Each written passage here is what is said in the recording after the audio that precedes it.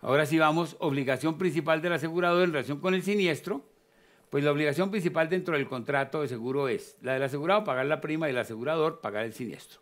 Pago de la indemnización en caso de que se produzca el siniestro, u objeción de la misma en caso de que considere que el siniestro no está amparado, ¿no?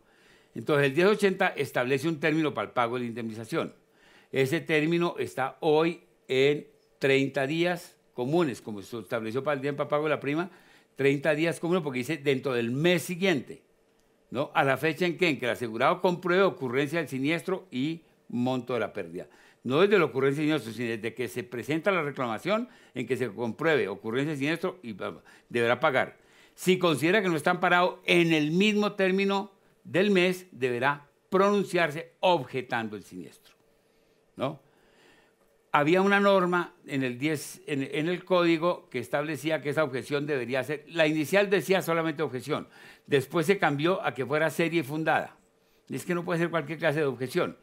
Luego, el Código General del Proceso volvió al texto original y dice, no, con que se objete ya es suficiente para cumplir la obligación.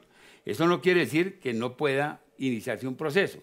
La diferencia está en que si se incumple la obligación del asegurador de pagar u objetar y pasan los 30 días, entonces el asegurado puede iniciar un juicio ejecutivo, que es un juicio abreviado y que empieza con un mandamiento de pago.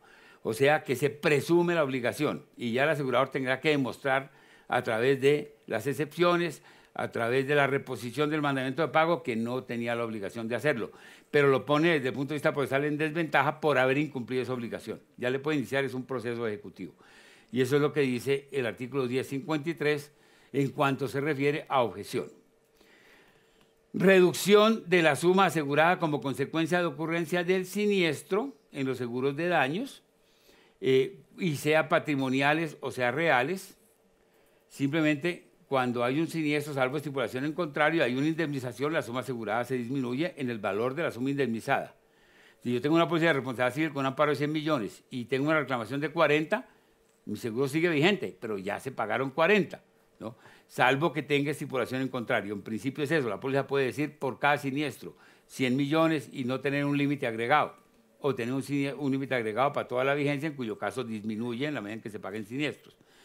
En los seguros de daños lo normal es que si ha habido un siniestro se disminuye, y en eso hay que tener conciencia. Yo tengo un vehículo que vale 50 millones. Ese vehículo sufre un siniestro de 10. Yo presento la reclamación, me lo atienden y efectivamente me pagan los 10 millones o me lo reparan y cuesta 10 millones la reparación. Mi suma asegurada bajó de 50 a 40 y el vehículo, si quedó reparado, vuelve a valer 50, razonablemente, y yo tendría infraseguro si no repongo la suma asegurada, ¿ok? Por la parte que corresponda a lo que ya fue indemnizado, porque donde hay siniestro ya el asegurador gana la prima del año por la parte que indemnizó. En esa parte, digamos, perdió la apuesta. Entonces, es importante desde ese punto de vista la norma. Y termino simplemente diciendo ya una consideración que no es de carácter estrictamente jurídico, sino que el análisis de la siniestralidad debe hacerse desde un punto de vista de frecuencia. Hay ramos que tienen vocación de frecuencia, hay ramos en que la frecuencia no es insólita, como es el seguro de transportes. Un asegurado que tiene una póliza que es un importador, un exportador, que está en comercio internacional, suele tener un volumen de siniestros en el año, los tiene por averías, los tiene por saqueos, los tiene por faltas de entrega, etcétera, ¿no? Y eso se pondera, se analiza y se negocia para la prima del año siguiente. Y no está en la tarifa, es simplemente una tarifación que es a juicio, que es apreciación de esa experiencia de ese asegurado. Ok, esos son de frecuencia, ¿no? Hay otros que simplemente hay que analizar la severidad. En el mismo seguro de transporte, si usted tiene un asegurado que tiene cierta frecuencia por saqueos, por averías, y de pronto resulta que hubo un hundimiento de una embarcación o hubo un incendio en un puerto que generó un siniestro muy grande, pues ese hay que analizarlo como un hecho puntual y esporádico. No se puede castigar al asegurado en el costo de la cobertura para el año siguiente con todo el impacto del costo de ese siniestro. Algo va a influir, evidentemente influye, pero no tiene el mismo del de frecuencia, porque el de frecuencia es esperable que se siga dando, ¿no? Salvo que se modifiquen las circunstancias que hacen que el siniestro tenga esa ese comportamiento, como puede ser deficiencias de empaque, deficiencias en medios de transporte, no tener seguridad suficiente, deficiencias en aduanas, etc.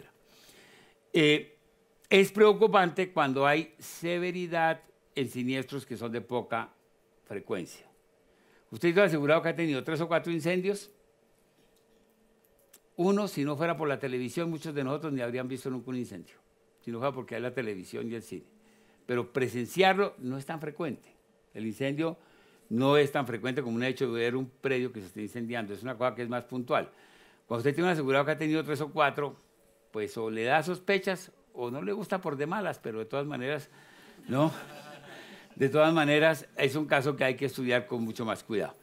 Les quiero de verdad agradecer su presencia, su participación, ha sido muy, muy estimulante. Le reitero los agradecimientos tanto a Fasecolda como al Instituto Nacional de Seguros. Ha sido muy honroso.